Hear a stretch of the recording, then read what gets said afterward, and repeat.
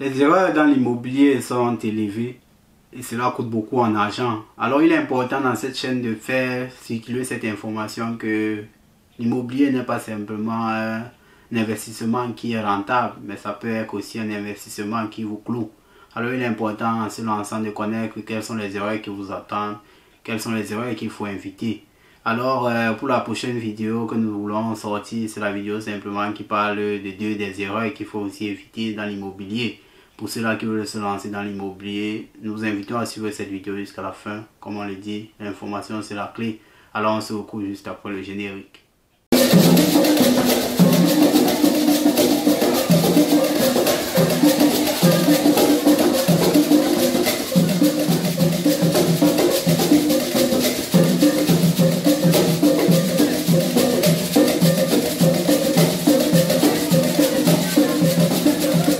Bonjour ou bonsoir en fonction de l'heure à laquelle vous écoutez cette vidéo.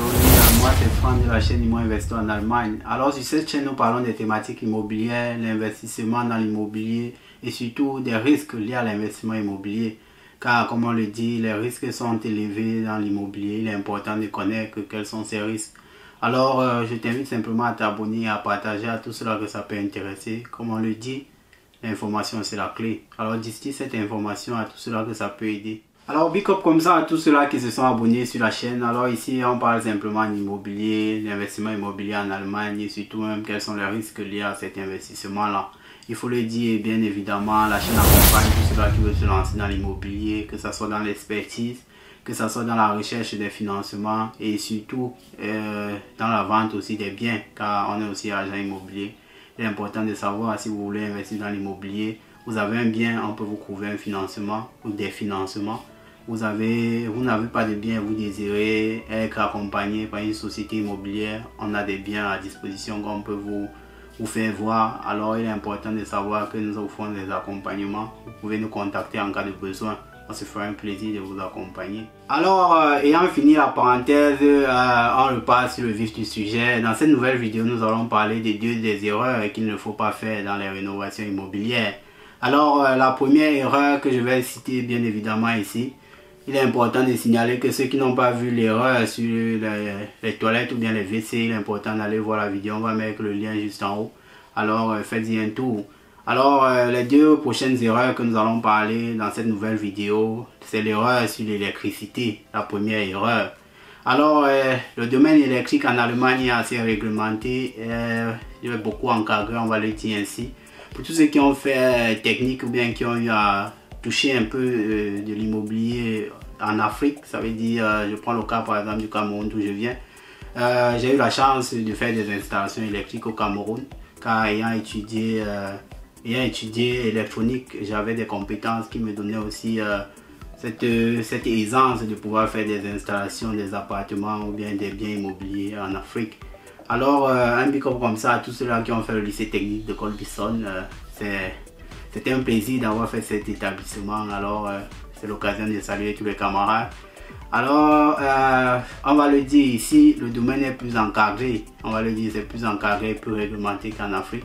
Ici, il est important de savoir que quand vous touchez le côté électrique dans l'appartement, ce n'est plus le Bestandsschutz, on appelle ça en Allemagne. Ça veut dire que quand vous prenez un bien immobilier, vous ne changez pas la structure du bien immobilier du côté électrique.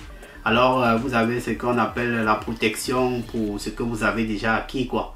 C'est-à-dire, la réglementation qui est là n'agit pas sur vous tant que vous n'avez pas changé de manière drastique le bien immobilier en question du côté électrique. Alors ici, il faut le dire, ça veut dire que vous avez un bien immobilier, vous voulez changer simplement les prises, vous n'avez pas changé le côté électrique, ça veut dire que les prises, vous enlevez simplement les anciennes prises, vous mettez les nouvelles. Ça ne change en rien sur la structure, je vais dire, des conducteurs que vous avez dans le bien immobilier. Alors, dès lors que vous voulez changer par exemple un câble, ajouter un câble dans le mur encastré, ou bien dès lors que vous voulez changer la structure des prises, c'est-à-dire vous voulez ajouter deux prises ou bien vous voulez enlever une autre prise, alors là, vous risquez d'entrer dans la phase où vous êtes dans les rénovations. Alors, des rénovations impliquent ça rime à la nouvelle norme. C'est-à-dire qu'il est important de savoir quelle est la nouvelle norme qui est sur le marché actuellement. Et ça rime à cette nouvelle norme car vous avez modifié l'installation électrique. Il est important de s'arrimer à la nouvelle norme. Alors, ce que nous conseillons à tous ceux-là qui veulent se lancer dans les rénovations électriques, c'est de chercher des sociétés qui le font, chercher des sociétés immobilières qui le font, et vous avez le côté sûr que votre installation électrique est couverte par une société. Ça veut dire en cas de dommage, vous avez la société qui va devoir haften, comme on le dit en allemand. Alors cela vous met de côté pour les erreurs qui vont survenir. Alors pour tous ceux-là qui ont les compétences électriques, il est aussi important de s'accompagner d'un maître, comme on appelle en Allemagne. C'est quelqu'un qui a la sermentation, qui a assermenté du côté électrique ici en Allemagne, qui peut vous accompagner dans votre installation et surtout mettre le cachet final pour dire qu'il a contrôlé et ça respecte la norme. Alors c'est les éléments qu'il faut prendre en compte quand vous voulez faire la rénovation électrique. Alors c'était comme ça la première erreur qu'il faut éviter, ça veut dire éviter de faire des modifications électriques pour ne pas s'arrimer à la norme qui est actuelle. Alors la deuxième des erreurs que nous allons signaler présentement, c'est l'erreur sur la cuisine, monter la cuisine. Alors il y a plusieurs personnes qui vont me dire que bon, monter la cuisine c'est pas compliqué, c'est pas dur de monter une cuisine. Oui, c'est pas dur de monter une cuisine, j'ai eu à monter plusieurs cuisines, donc je sais que c'est pas dur, que c'est faisable. Ça veut dire que vous pouvez le faire vous-même ou bien avec quelques personnes pour vous aider, vous pouvez le faire. Alors mais ici il est important de savoir que dès lors que vous achetez une cuisine et que vous montez vous-même, la société ne couvre plus la cuisine, ça veut dire que la société ne raftonne plus. Ça veut dire que la société, en cas de dommage, la société va demander qui a monté la cuisine. Ça veut dire si c'est vous-même, la société va regarder est-ce que vous avez respecté les normes.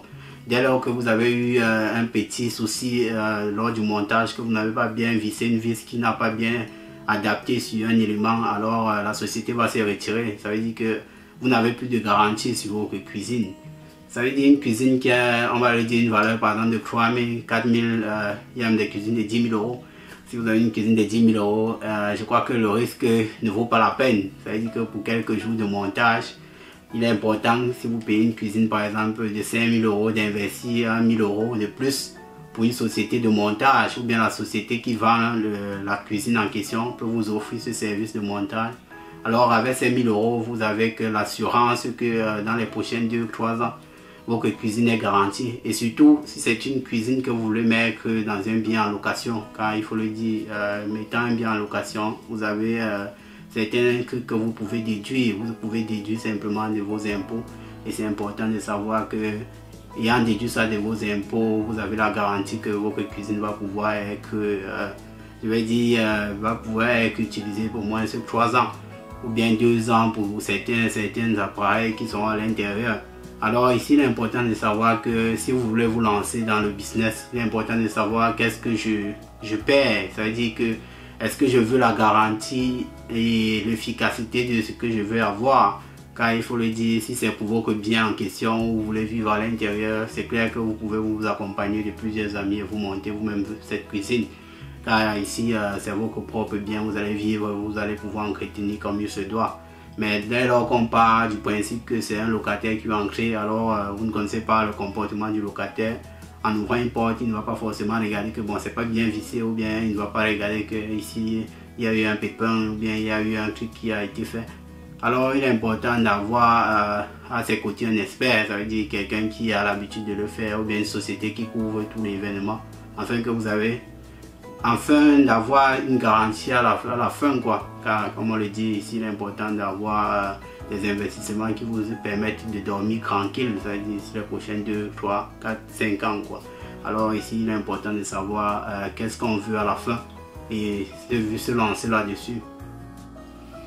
Alors c'est comme ça les 2 points que nous avons eu à l'idée de partager avec vous. Il est important de savoir que quand on se lance dans la rénovation, surtout la rénovation du capital en large des maisons de location, il est important de savoir où mettre la tête, où pouvoir faire soi-même. On aura même l'occasion de parler une vidéo des éléments que vous pouvez faire vous-même qui valent la peine ou bien qui sont recommandés ou bien qui sont moins risqués quand vous pouvez le faire vous-même. Car ici il est important de savoir que quand vous le faites vous-même, il y a un minimum de risques. Il est important de savoir quels sont ces risques et surtout se mettre à l'écart de certains risques pour éviter certains dommages plus tard.